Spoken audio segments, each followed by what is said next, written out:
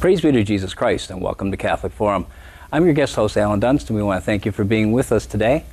We hope that our little conversation here in West Michigan finds you wherever you may be and draws you a little bit closer to Jesus Christ through His one holy Catholic and Apostolic Church. One thing about the Catholic Church is we are a church of both and. For instance, Martin Luther proposed a axiom of solo fide, faith alone. And the Catholic Church has always taught that faith is indeed a bedrock, but that there's more to it. For instance, the book of James tells us faith without works is dead.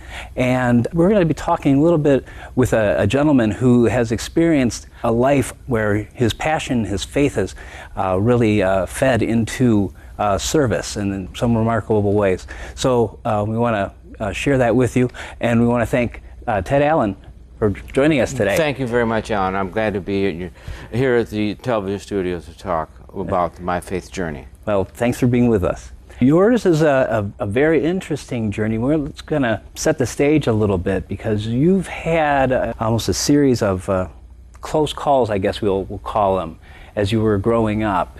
Let's talk about kind of how that set the scene, as it were, for your later life. Now, when you were growing up, you were raised Catholic, is that right? Yes, I was, Alan. I was raised Catholic. The church I started going to when I was in grade school was St. John Vianney.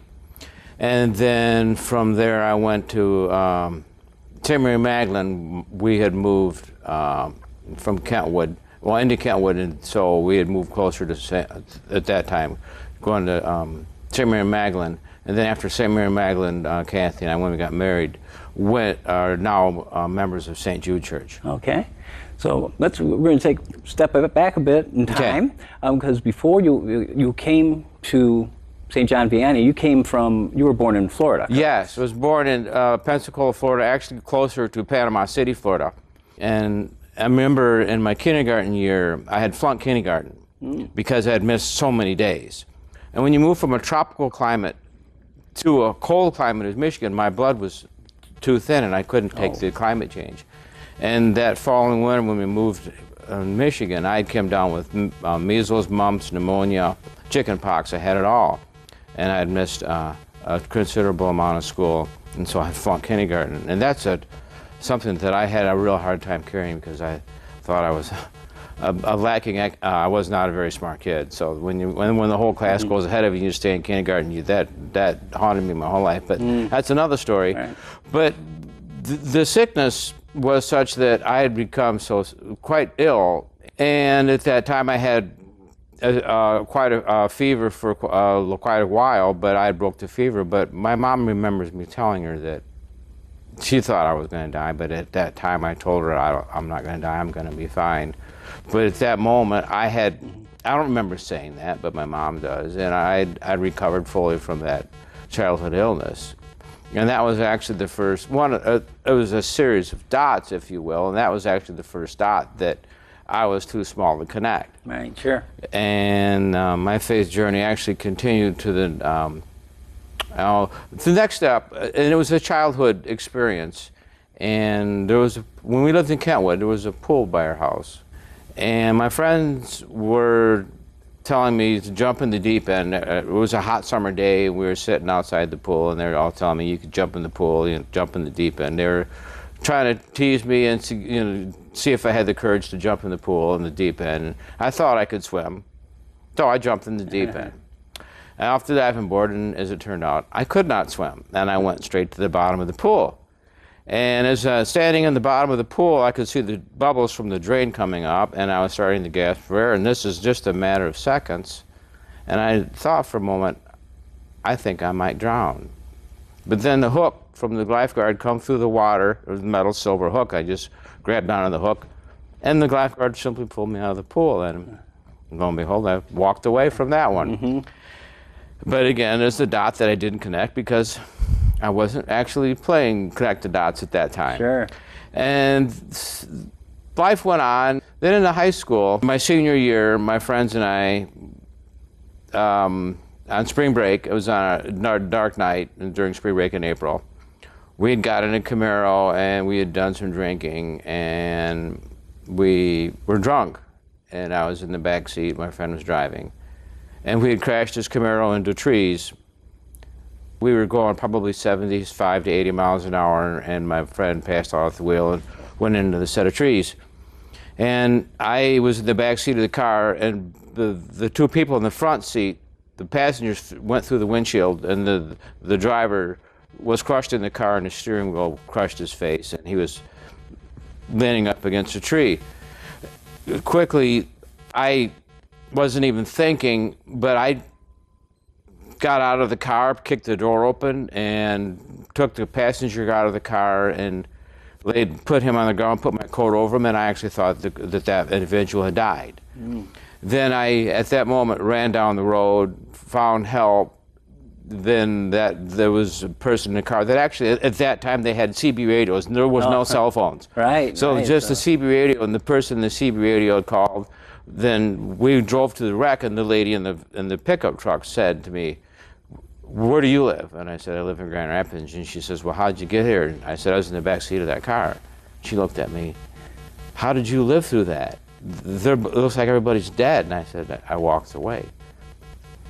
By then the police had got there, the Michigan State Police, and I got in the back of the police car, and they were tearing apart the wreck.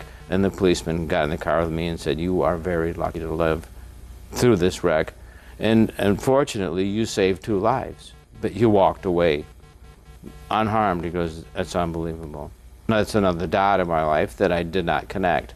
Years went by after that, a long time.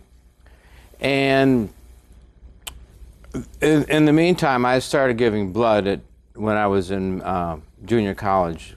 I was preparing to go to enrolled in pre-med, and one of the assignments in one of my anatomy classes for an extra credit assignment was to give blood. So I went and gave blood. My grades needed it, so that all helped. And when I give blood, I continued to give blood at the same time while I was going to college. And I went through that, and I'd been giving blood for many, many years. But another dot was going to come into my life that I would start to connect. And I'm a motorcycle rider. I've been riding a motorcycle my whole life. And I went out and on June of 2011, it was June, I believe. It was a hot, sunny day. I was rear-ended by a car on East Bell Line. And the car pushed my motorcycle down, and I had just stepped off the motorcycle and called the 911 dispatcher, and the dispatcher was amazed that I was not killed in the accident. So that's actually the first thing she said. She sent the police car, and the officer at that time, as soon as he got out of the car, the first thing he said is that, "I'm amazed. You shouldn't be, this doesn't happen." At that time, I started connecting some dots, and there's something going on here. There's something going on bigger than my life. I just keep walking away from these things. And that's when I started connecting dots. And I'm thinking, there's a call in my life. I can feel it, but I don't necessarily hear it. That's the way I felt, Alan. But at that time, then again at the time I was still going to church and just, sitting in church, just going through the motions, but nothing really actively involved. At that moment, I thought that there was something bigger than my life that was calling me, but I didn't know what. And while at church, I've always had a feeling to be in public speaking. That's where all of my self-motivation come from, is in public speaking. So I thought, well, I want to be a lecturer. And when Kathy and I got married, that's kind of a thing that I always like to do. I did readings the first reading I did was actually at our wedding. I did the readings at our wedding. Okay. And that's when the seed was planted, when we got married. I kept doing it more, and I became a lecturer at church at St. Jude and kept reading. And my faith journey at that point started growing within me. I'm thinking, when I was reading from the lectionary, at first it started out I was scared and I was nervous, but the more I read, the more it became part of my life, the more it became part of my faith, that it grew with me. Then I became then Father asked me to teach third grade children, and I taught all 5 grades, 1 through 5, but currently I teach third grade kids. Okay. And then again, when I taught the children, I remember one little girl I taught, she come up to me one day and she said, "Mr. Ted, I made something for you." And I go, what'd you make? And she said, "I made you this." And she pulled out a cross she had made out of wood, and she'd pounded some nails sideways in the wood, and she even somehow stained it. And it was a cross, and I just held it in my hand. And I just looked at it and looked at her, and I thought, this is God talking to me. She made me the cross, and that is when I knew, that is when the faith started building. It was like a snowball. It starts out small, and it just starts rolling along and getting bigger and bigger. Yeah, and it's interesting that you start off in simple obedience, following that calling, and yet in obedience you actually are fed, and you find that faith growing. Yes. I'm fed, and when a child hands you a cross that they've made and they say, "I want to give this to you," that touched my heart. Or when a child hands you a Valentine that says, "Mr. Ted, you are the best teacher in the world." Or when a child says, "Mr. Ted, you rock." Those things are the food that feed my spirit, or feed my faith. Feed my faith, exactly. Sure. Those things. Yeah. And why don't we talk about that? I want to just kind of reference one reading that I think your story so far kind of really speaks to. And this is in Ephesians 2. Let's see here, 2:8. It says, "For by grace you have been saved through faith, and this is not from you, it is the gift of God. It is not from works, so no one may boast. For we are his handiwork, created in Christ Jesus for the good works that God has prepared in advance that we should live in them." And I just, when you're listening to your story, it almost is just kind of jumps out of the words, because it's your faith, that God has kind of given to you, and yet you've got these, opportunities that you're taking advantage of. It's like, Alan, that God has given you faith, but it's a bit wrapped up, and you need to unwrap it and look at it in various ways and find it. It's there, but you can't see it. Kind of like Jesus Christ himself. He's there, but you can't see him. You don't see faith. You have to feel it in your heart. And I feel it in my mind, and it becomes part of you. And that's when you say, yes, I believe. And this is where Martin Luther got it right, is faith is a gift. It is. And so it is a gift. And it's something that we're called to act on. And It is, Alan. It is. It is a gift. And it's a gift you have to open up, unwrap it, look at it, handle it, work with it, and then form it in your own life. And the thing is, like people, everybody's different. I think faith is the same way. It's different for everybody. It takes different forms, different shapes, and I think faith, in as such, it can grow like a snowball. It's not here at this size. It changes. It's malleable. It moves. It vacillates. It changes in your life. Well, it starts out like a mustard seed. Yeah, exactly. Right? It ebbs and it flows. And I have to admit that my faith wanes. It wanes a lot. And I have to admit that I think of a lot of things that bolster my faith, and then I bring myself back to my grounding and say, yes, I believe again. I believe. It changes. And some, if we have like saints like Teresa Avila would say that, there are dark times of the soul, or, and there's times of consolation, and there's times of dryness, Yes. and things like that. And so part of what makes faith is the holding on to it. Right. And my faith journey actually is a journey that I wanted, the more I did for the church, the more I wanted to do. And I'm kind of the people that can't shut myself off, and I keep doing too much and too much and too much, and finally I just run out. I have to stop.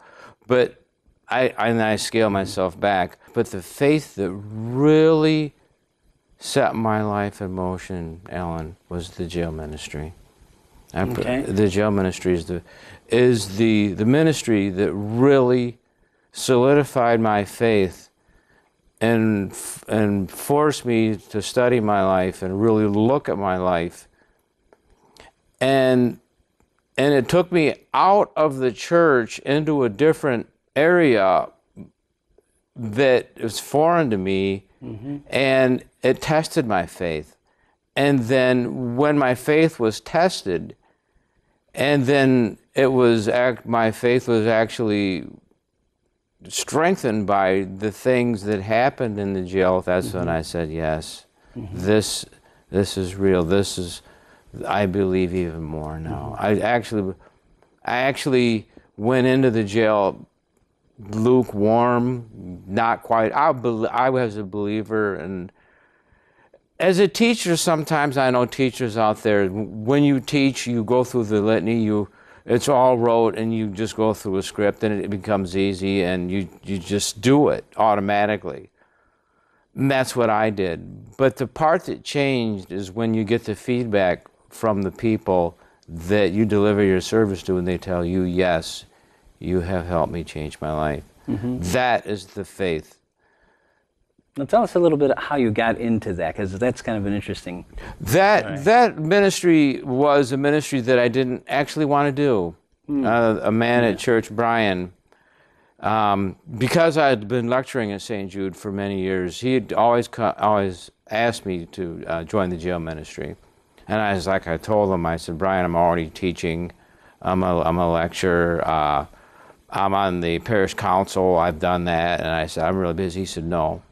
You need to be in the jail ministry. And I said, I'm too busy.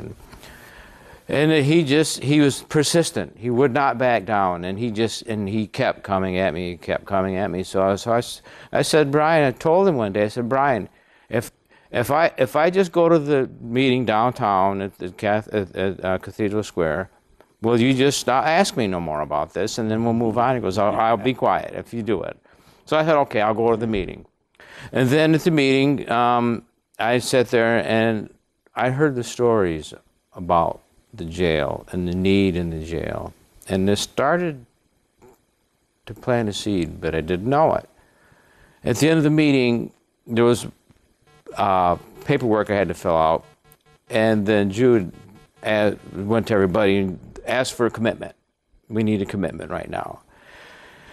And she came to me and said, we need a commitment. Are you going to do it? And I said, well, I don't think so. She goes, well, I'll tell you what we'll do. The paperwork and all the clearances and what we have to do is going to take about a year anyways. So just start the paperwork, go through it, and then you got time to think about it. And if at the end of the year you don't want to do it, we can just stop. We can just turn it away. So I went through it. I did the paperwork, got all the clearances, and about a year went by. And one day Jude called and said, Ted, you're cleared to go to the jail.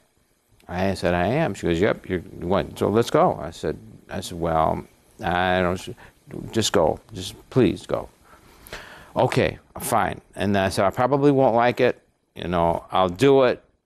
And, on one hand, I was scared going into the jail. And I was also scared of being my own person to deliver communion, because I had become a Eucharistic minister, and I haven't done that before, but I became a Eucharistic minister, and that in itself takes many steps to go through, and I got that, and that was part of the training.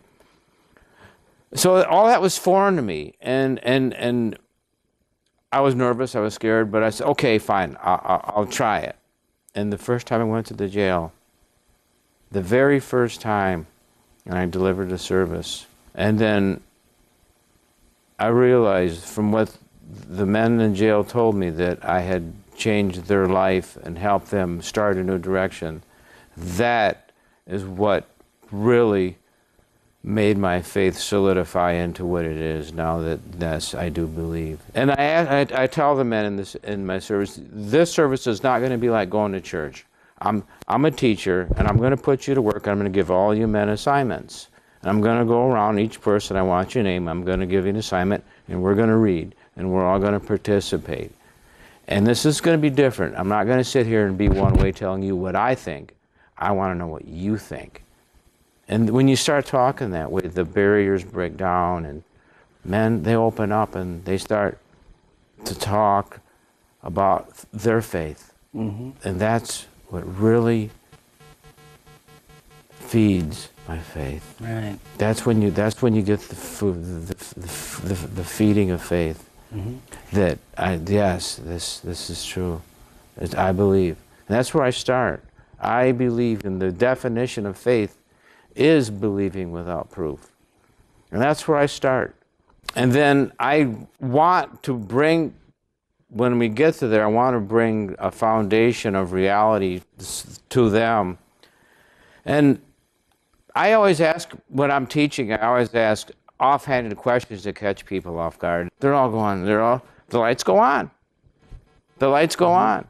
They're just, and that's how I bring my service to the jail. I like to get them to think and bring new things into their life. You mentioned breaking down some barriers, and when you first went into the jail, right? You had to overcome a little bit to put yourself in that. And let's talk about that a little. Okay, what I grew up with is my dad was from the South. He was born in Memphis, Tennessee. And my dad was a good man, and he'd done many good things in life. But he had racial hatred in his heart. Mm-hmm. In the dying days of his life, at the end of his life, when he died in 1996 on his dying bed, I asked my dad, I said, Dad, why do you hate so much? Why do you hate people that are a different color of your skin? Why? And I just got quiet, and I sat in that chair. When he laid in his bed with the feeding tube in his stomach, we sat there for 2 hours. And he couldn't come up. He just laid there. And I just sat there. I said, I'm still waiting for an answer. Mm. And I sat there for 3 hours. And I said, I don't think you're going to come up with anything. I don't think you will. He said, you're right. And I said, I'll tell you why you hate. Because you were taught to hate. That's why. It's just that simple. But that's what planted the seed in my heart to teach love. That planted the seed. Mm-hmm. And that's what I bring to the jail. That touches my heart. And I sincerely believe that this world needs love taught. And people need to understand the difference between love and hate. What Jesus Christ did when he was on this earth was to teach love. Mm-hmm. And that was in my life, again, for a reason, and it's a dot that I couldn't connect when I was a child, but now I've connected that dot again. I do want to, not leave our viewers not understanding, though, that your father, on his last days, you were telling me that he actually grew close to people of color that you wouldn't have imagined. Right, that's right, Alan. When my dad was at Mary Free Bed Hospital, I'd come in one day after work, and I went up to his room, and he said, Ted, I want you to meet the closest man in my life. He's saving my life. I go, really? He goes, yeah. His name is Robert. And I said, cool. Oh, great, Dad, great. Yeah. Robert taught him how to eat, taught him to walk, and he saved his life. He goes, I want you to meet Robert. He's like my son. I go, okay, I can't wait to meet him. Robert, come in. And he'd sit down, he'd put my arm around my dad. My dad says, how you like Robert? I go, hey, Dad, there's something wrong. He goes, what? I said, Dad, Robert's black. He looked at him, he goes, oh, I never even thought of that. And at that moment, I'm thinking, Eureka, the Lord, it's fixed. There's love. And I said, Dad, the people that you've hated your whole life are the people that are keeping you alive. now and saving your life. And that continued to the very end of his life when he was in his final days. He goes, oh, I was wrong. I felt so bad. But that, again, solidified my faith that teaching love is what I need to do with my life. Mm-hmm. Yeah, and again, it's remarkable how much that you're giving yourself to service is feeding you, and helping you to grow. It's kind of I deal with that. It's almost like feeding your ego, but that's kind of a narcissistic way to feel, because feeding your ego is a shallow thing to do. But when you go and help people to use your life to make their lives better, it helps your faith that you can look at and say, yes, I believe without proof that it's like when I said to the teacher, you say things through litany like a script, it just becomes automatic, and you kind of don't believe it. You just go through it. But then when you hear the feedback, then it reinforms, yes, that solidifies my faith. And it gets vague sometimes, to where, for me, sometimes the boundaries and the blur between ego and faith, are you feeding my ego or are you feeding my faith? And I look at life in the perspective that we're all here temporarily. This is a temporary service, and one day we're gonna die like my dad did, and we're gonna go to heaven, and we're gonna meet Jesus Christ and God. And we need to prepare ourselves to do that. And this is the faith journey that I'm going through, and actually the ultimate amount of faith is believing in heaven and eternity. That is what I just struggle with. Is it really true? Is heaven really there? Is God really there? And then that's when the ego goes away and the faith comes in. That's when that goes away, and my ego's not. Because I spend life is it true? Is heaven really there? And I do study, and I read book after book after book. And yes, I do believe. And that propels me, it propels me to continue to teach about love. It feels good. It makes me feel good to know that there is a place in heaven for all of us, and that all of our lives aren't here happenstance. We're all here for a purpose. We have to search, go through life. We have to connect the dots. We have to look at our life, reflect, and look at our history, look at our talents, and see if we can public speak, or see if we can write, or see if we can build on that, and then use our life to make other lives better, and then discover our purpose. And that is my whole journey, is discovering my life's purpose, because it's bigger than our life. Our life is just, we're not here to serve ourselves. We're here to serve God and other people. Right. And well, we're out of time, but I want to thank you so very much. Thank you, Alan, for sharing your journey and thank you very much for inviting me. And we want to thank you as well for joining us. And we hope that Ted's story has kind of touched you and encouraged you to pursue, what is it that God may be calling you to, and to both pursue your faith and enliven it. So we'll hope to see you again. And in the meantime, we'll be praying for you. In the name of the Father, and the Son, and the Holy Spirit. Amen.